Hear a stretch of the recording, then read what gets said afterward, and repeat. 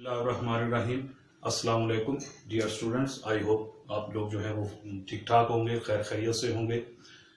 कल हमने जो है इसे प्रीवियस टॉपिक के अंदर हमने कंप्यूटर के इंट्रोडक्शन किया था, जिसके अंदर हमने उसके जो है वो इनपुट डाटा और प्रोसेस के बारे में हमने डिस्कस किया था कि वो किस तरह परफॉर्म करता है। आज उसी का जो नेक्स्ट टॉपिक है वो है एवोल्यूशन ऑफ कंप्यूटर्स, कि कंप्यूटर का इर्तका एवोल्यूशन किसको कहते हैं? एवोल्यूशन कहते हैं कि जब आप ग्रेजुअली एक सिंपल कंप्यूटर की फॉर्म से एक कॉम्प्लेक्स कंप्यूटर की फॉर्म की तरफ गए, तो इस सारे प्रोसेस को जो हम क्या कहते हैं? Evolution of computers.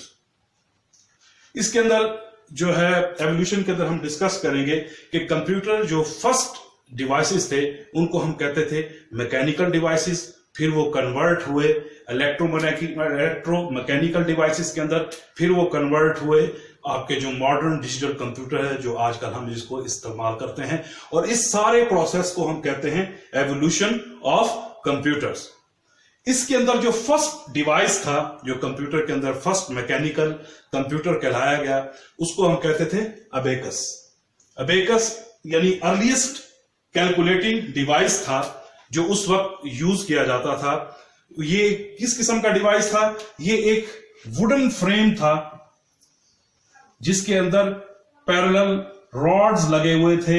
In rods के अंदर नंबर ऑफ वुडन बीड्स थे जो इसके अंदर जो है लगे हुए थे, और आप इनको फ्रीली जो है इन रॉड्स के अगेंस्ट जो है ऊपर नीचे इनको मूव करते थे और फिर अपनी कैलकुलेशंस को क्या करते थे? परफॉर्म करते थे। उस वक्त के दौर के अंदर ये फर्स्ट मैकेनिकल डिवाइस था जो आप इस्तेमाल करते थे, और उसके अलावा जो है कैलकुलेटिंग डिवाइस था। ये इतना पॉपुलर हुआ कि बहुत से फिर कंट्रीज के अंदर, बहुत से ममालिक के अंदर इसको इस्तेमाल किया जाने लगा। लेकिन मोस्ट प्रोबेबली ये गुमान है कि इस डिवाइस को सबसे पहले चाइना ने इन्वेंट किया और वहीं पर इस्तेमाल किया जाने लगा। उस वक्त क्योंकि ये सिर्फ फर्स्ट आपका मैकेनिकल डिवाइस था जो मुख्तलिफ किस्म के टास्क जो है वो परफॉर्म कर सकता था। सबसे पहले जो डिवाइसेस थे वो सिर्फ और सिर्फ काउंटिंग कर सकते थे। जो आज से हजारों साल पहले डिवाइसेस जो लोग अपने पास, यानी बहुत से को जो लोग जानवर पालते थे, मवेशी पालते थे, तो जब वो रेवड़ की सूरत के अंदर बाहर लेकर निकलते थे तो उन हर मवेशी, हर जानवर के एवज जो है वो अपने पास कंकरी या कोई पत्थर अपने पास रखते थे। यानी जितने जानवर उनके पास हैं, जितने माल उनके पास है, जितने मवेशी उसके पास हैं, उतने ही पत्थर और कंकर वो अपने पास रखते थे, और उनकी मदद से वो अपने जानवरों को क्या करते थे? गिनते थे। इसको फर्स्ट यानी आप कंप्यूटर भी कह सकते हैं। लेकिन उसके बाद जब ग्रेजुअली चेंज हुआ, मैकेनिकल डिवाइस आए, तो उसमें सबसे पहले अबेकस था जो क्या काम परफॉर्म कर सकता था? पहले तो ये काउंटिंग के लिए यूज किया जाता था, लेकिन फिर इसके बाद थोड़ी इसके लेटेस्ट वर्जन आना शुरू हो गए जिसके अंदर आप क्या कर सकते थे? आप एडिशन कर सकते थे, सब्ट्रैक्शन कर सकते थे, मल्टीप्लीकेशन कर सकते थे और डिवीजन कर सकते थे। यानी ये वो डिवाइसेस थे जो क्या काम कर सकते? जिस तरह आजकल के दौर के अंदर आप कैलकुलेटर्स के अंदर ये तमाम फंक्शंस जो है वो परफॉर्म करते थे, लेकिन वो उस वक्त क्योंकि मैकेनिकल डिवाइस था, एक वुडन फ्रेम जो है वो आपके पास मौजूद था जिसके अंदर पैरेलल जो है वो रॉड्स लगे हुए थे, और उसके अंदर ये जो बीड्स, जिस तरह आप तस्बीह के दाने होते हैं, इसी तरह वो बीड्स, वुडन बीड्स जो है वो इसके अंदर लगे हुए थे, जो फ्रीली आप जो है वो मूव करते थे ऊपर नीचे इस रॉड्स के अगेंस्ट, और अपनी कैलकुलेशंस को जो क्या करते थे? उसको परफॉर्म कर सकते थे। ये जो आपका एबेकस डिवाइस था, ये लास्ट यानी जो है 20th सेंचुरी के आखिरी तक चाइना के अंदर या मुख्तलिफ जो आपके एशियन कंट्रीज हैं उनके अंदर ये इस्तेमाल किया जाता रहा है। और आजकल जो है वो आप इसको बच्चों के टॉयज में, प्लास्टिक फ्रेम्स के अंदर जो खेलने के तौर पर भी जो है वो बच्चे जो है इस अबेकस डिवाइस को जो है वो मार्केट में आपको टॉयज की फॉर्म के अंदर अभी भी अवेलेबल है। इस यानी ये जो आपका अबेकस डिवाइस था, ये फर्स्ट जो आपका है मैकेनिकल डिवाइस था। उसके बाद एक साइंटिस्ट आया जिसका स्कॉटिश मैथमेटिशियन था जिसका नाम था जॉन नेपियर, जो उसने 1614 में एक ऐसा जो है वो डिवाइस तैयार किया जिसके अंदर क्या था कि एक वुडन बॉक्स था। उस वुडन बॉक्स के अंदर बहुत से रोटेटिंग सिलेंडर्स लगे हुए थे। यानी इस तरह का बॉक्स बने हुआ था, और इसके अंदर क्या था? इस तरह जो है इसके अंदर बहुत से यानी आपके सिलेंडर्स लगे थे जिसके ऊपर 0 से लेके 9 तक 0 से लेके 9 तक, 0 से लेके 9 तक, यानी ये जितने भी रॉड्स थे, इन रॉड्स के अंदर 0 से लेके 9 तक जो है वो डिजिट्स जो है वो इसके ऊपर कुंदा किए हुए थे, इसके ऊपर लगे हुए थे।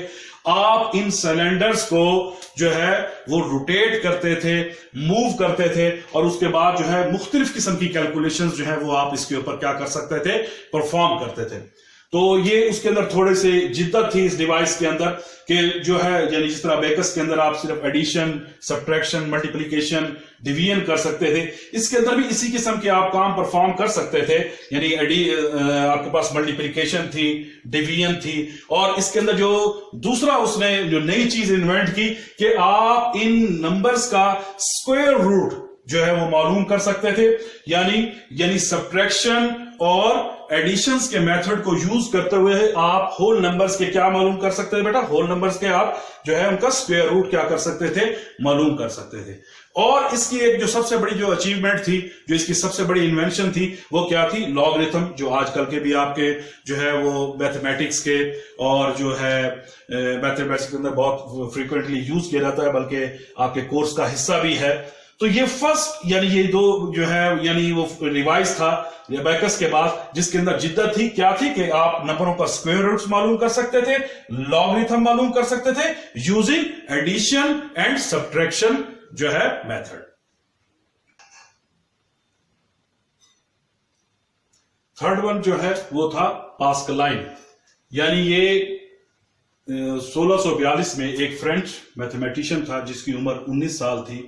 उसने एक यानी मशीन इजाद की, इन्वेंट की, जिसका नाम उसने क्या रखा, पास्कलाइन। पास्कलाइन जो है वो एक ऐसा डिवाइस था जिसके अंदर रोटेटिंग व्हील्स लगे हुए थे। यानी एक बॉक्स था, उसके अंदर जो है वो रोटेटिंग व्हील्स लगे हुए थे। हर व्हील के ऊपर, यानी उस जो है हर, यानी उस बॉक्स के जो है वो 10 पार्ट्स थे, यानी 10 व्हील थे, और हर व्हील के ऊपर जो है वो 0 से लेके 9 तक जो है वो डिजिट्स जो है उसके ऊपर कुंदा थे, उसके ऊपर उन्होंने बने हुए थे। तो वो क्या करते थे कि जो कैलकुलेशंस की जाती थी इसकी रोटेटिंग, यानी इन व्हील्स को रोटेट करने के बाद, वो इन व्हील्स को जब वो रोटेट करते थे, यानी जब एक व्हील जो है वो पूरे 10 पार्ट जो है वो रोटेट कर जाता था, तो जो नेक्स्ट व्हील है वो एक पार्ट जो है वो उसका मूव करता था। तो इसी तरह जो है वो आप क्या कर सकते थे, उसके अंदर जो है रोटेशन बाय रोटेशन, फिर एक व्हील जो है, जो अगले वाला व्हील था, जब वो अपनी 10 रोटेशन जो है वो पूरी कर लेता था, तो उससे नेक्स्ट जो व्हील है वो फिर एक जो है वो आगे, वो जो है वो पार्ट जो है वो एक पॉइंट जो है वो आगे मूव करता था। और ये जो कैलकुलेशंस थी वो आप इन व्हील्स को रोटेट करके जो है वो क्या कर सकते थे, इनको परफॉर्म कर सकते थे। और फिर इस जो व्हील्स के ऊपर छोटे, इस यानी ये भी एक बॉक्स की तरह था, उसके ऊपर छोटे छोटे जो है वो होल्स थे, जिसके अंदर आप जब इन व्हील्स को रोटेट करते थे, जब आप इन व्हील्स को मूव करते थे, जो उनका रिजल्ट था वो रिजल्ट उन होल्स के जरिए जो है वो आप उसको डिस्प्ले कर सकते थे, आप उसको देख सकते थे, आप उसकी आउटपुट देख सकते थे। तो ये क्या कर सकते थे, इनकी जो बेस्ट क्वालिटी थी कि ये एडिशन और सब्ट्रैक्शन कर सकते थे, यानी होल नंबर्स की, जो भी आप इसको होल नंबर देते थे उसके अंदर एडिशन और उसके सब्ट्रैक्शन जो है वो कर सकते थे। तो ये उसका नाम पास्कलाइन था। फोर्थ वन था कि एक 1822 में एक इंग्लिश मैथमेटिशियन था जिसका नाम क्या था, चार्ल्स बेबेज, जिसने 1822 के अंदर एक मशीन के ऊपर, एक डिवाइस के ऊपर उसने काम करना शुरू किया। उसका नाम उसने रखा डिफरेंस इंजन। उसने बहुत साल तक इस जो है इसके ऊपर काम किया, लेकिन जो है क्योंकि वो इसको टेक्नोलॉजी इतनी एडवांस नहीं थी और उसके पास इतनी फैसिलिटीज नहीं थी, तो इसी वजह से उसकी कोई आउटपुट भी उसको नहीं मिली। और दूसरा, इस जो इंजन था इसका साइज भी जो है वो तकरीबन एक रूम के साइज जितना था, तो वो इसको अंदर कामयाब ना हो सका, इसलिए उसने इसको छोड़ा। उसने फिर एक नए इंजन के ऊपर काम करना शुरू किया जिसका नाम उसने क्या रखा, एनालिटिकल इंजन। इसके अंदर भी वो बहुत सालों तक इसके ऊपर लगा रहा, क्योंकि उस वक्त टेक्नोलॉजी जो है वो इतनी एडवांस नहीं थी कि वो इसके तमाम पार्ट्स को जो है वो क्या कर सकता, पूरा कर सकता था। तो उसने क्या किया कि उसके ऊपर, लेकिन जो है उसने एक फाउंडेशन रख दी जो आपके मॉडर्न डिजिटल कंप्यूटर के अंदर भी आज भी पाई जाती है। इसलिए इस चार्ल्स बेबेज को father of modern digital computer भी कहा जाता है। वो क्या इसके अंदर क्वालिटीज थी, वो क्या चीजें थी जिसकी वजह से जो है हम इसे कहते हैं कि father of modern digital computer है, जो आज के कंप्यूटर के अंदर भी पाई जाती हैं। उसके अंदर उसने उसके 5 पार्ट्स जो है वो उसने कहा कि ये जो आपका एनालिटिकल इंजन है वो 5 पार्ट्स पर मुश्तमिल है। उसमें पहला क्या है, store, second one mill, third one control, fourth one क्या था इनपुट, और फिफ्थ वन क्या था आउटपुट। ये स्टोरेज जो आप स्टोरेज डिवाइसेस वगैरह यूज करते हैं, स्टोर ये कंप्यूटर की इंटरनल और सेकेंडरी जो है, इंटरनल स्टोरेज है, सेकेंडरी स्टोरेज है, मेन स्टोरेज है, उसका कंसेप्ट यहां से लिया गया। किसी चीज को प्रोसेस करने का जो आपका कंसेप्ट था वो मिल से लिया गया। आप कंप्यूटर के अंदर एक कंट्रोल यूनिट होता है, उसका कंसेप्ट यहां से लिया गया। आप जो इनपुट और इनपुट डिवाइसेस यूज करते हैं, कंप्यूटर को इनपुट देते हैं, जो रॉ फॉर्म में उसको इनपुट देते हैं, उसका कंसेप्ट इसके इनपुट यूनिट से लिया गया। और जो आप आउटपुट जो है उसका रिजल्ट है, जो आपको इंफॉर्मेशन मिलती है, वो आप इसके आउटपुट यूनिट से ले सकते थे। तो ये 5 वो पार्ट थे जिनकी मदद से आपने मॉडर्न डिजिटल कंप्यूटर की जो है चार्ल्स बेबेज ने जो है वो बुनियाद रखी। और आज भी मॉडर्न जो आपके कंप्यूटर हैं उनके अंदर इसको इस वक्त भी इस जो है वो आप आज भी इस्तेमाल कर रहे हैं। ये जो 5 पार्ट हैं ये उन्हीं का हिस्सा है।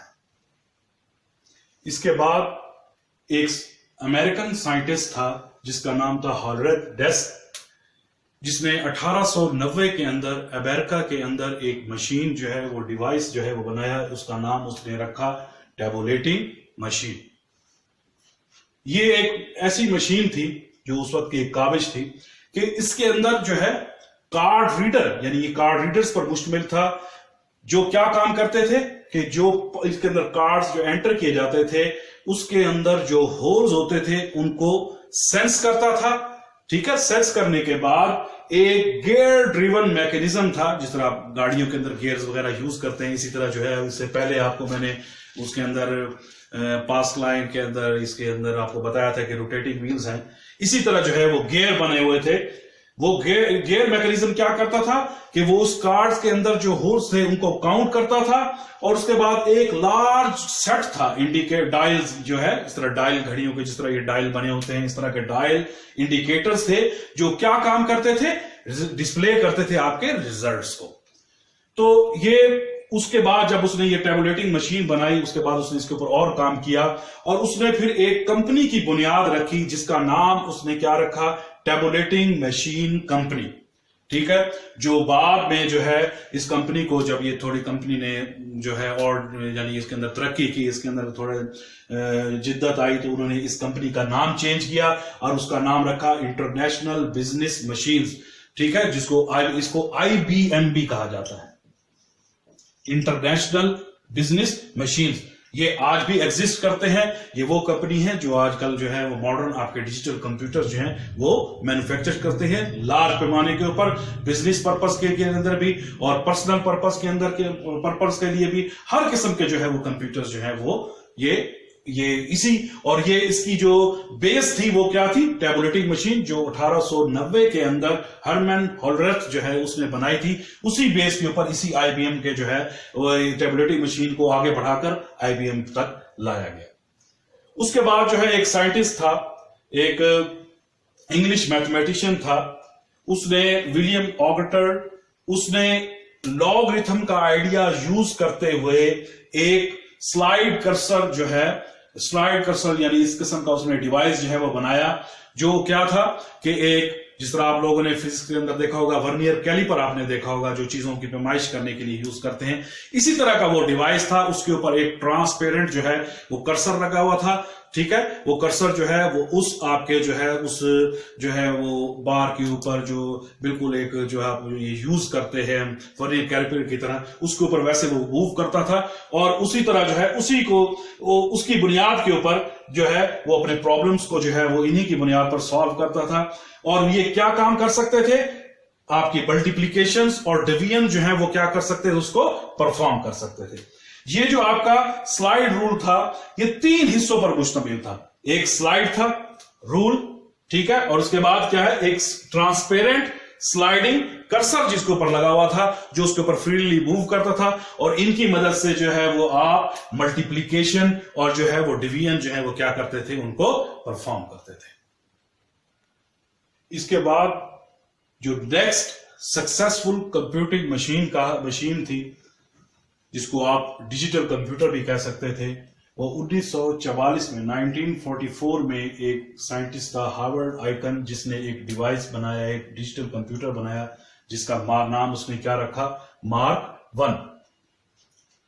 मार्क 1 जो है उस वक्त का एक सबसे ज्यादा फास्टेस्ट जो है वो कंप्यूटर समझा जाता था, जो कई किस्म के जो है वो कैलकुलेशंस जो है वो परफॉर्म कर सकता था, जो इससे पहले वाले किसी डिवाइस के अंदर भी वो क्वालिटीज नहीं थी। कि ये 3 नंबर्स को, जो कि हर नंबर जो है वो कितने डिजिट्स का था, 8 डिजिट्स का नंबर था, उनको जो है 1 सेकंड में है उनको क्या कर सकता था, प्रोसेस कर सकता था, उनको कैलकुलेट कर सकता था।